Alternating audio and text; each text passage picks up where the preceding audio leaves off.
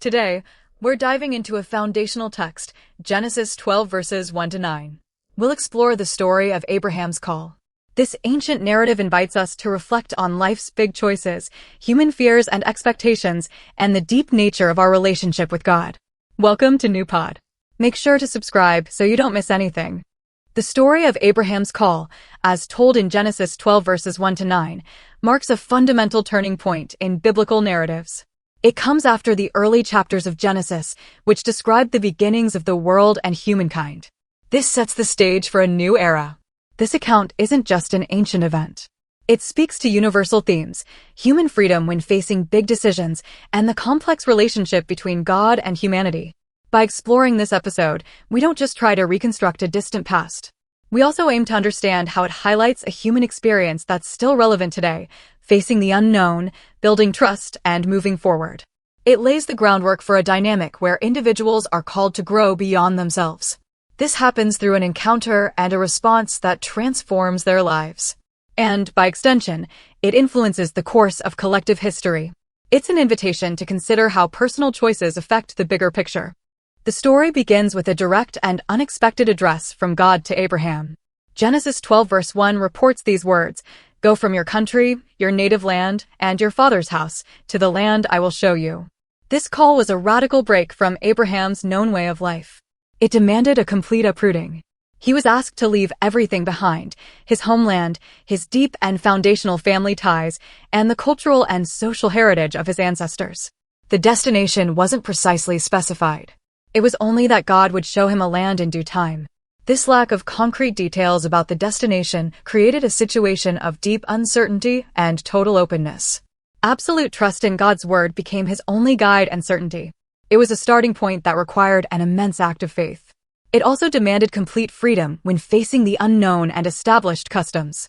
Beyond this daunting command to leave came extraordinary promises. These promises transformed the requirement into a bright and meaningful future. God declared to Abraham, "I will make you into a great nation. I will bless you and make your name great, and you will be a blessing. I will bless those who bless you, and whoever curses you I will curse. And all peoples on earth will be blessed through you." These promises were many and powerful, of vast lineage, personal blessing, and lasting fame that would echo through the ages. But they went beyond just one person. They embraced a universal scope, announcing that through Abraham, all families on earth would be blessed. This gave his departure a significance far beyond his own destiny, placing him at the heart of a much larger divine plan for all humanity. Responding to this powerful summons and these magnificent promises, Abraham made a pivotal decision, a leap of faith that would shape his entire journey. Genesis 12 verses 4 to 5 states, clearly and powerfully, "So Abraham went, as the Lord had told him." This act of immediate and unconditional obedience marked a turning point in the story, a true point of no return.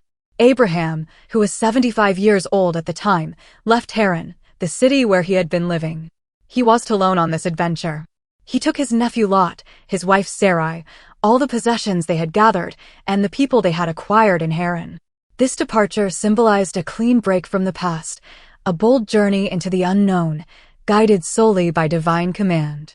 It was a move that committed not only his own life, but also the lives of his family and his entire household, marking the beginning of a long and perilous journey. After leaving Haran and beginning their journey, Abraham and his group headed towards the land of Canaan, their promised, but still unknown destination.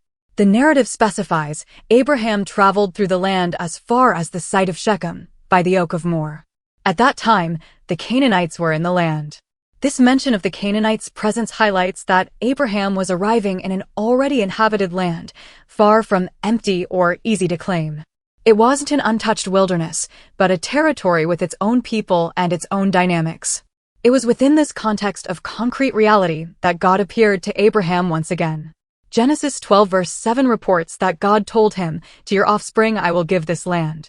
This new appearance and explicit confirmation of the land promise reinforced Abraham's mission and underscored God's faithfulness to his commitments, even in the face of ground realities and potential challenges.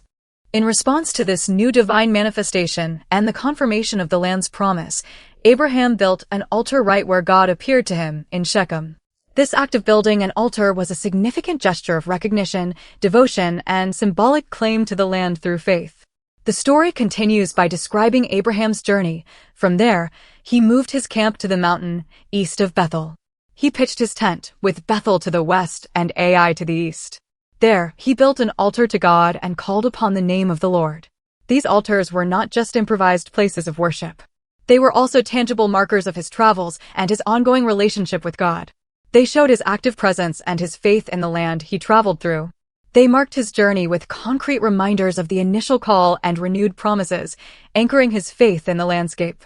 The call and departure of Abraham reveal deep and timeless aspects of the relationship between God and humanity. This story highlights Abraham's freedom to answer the call or not.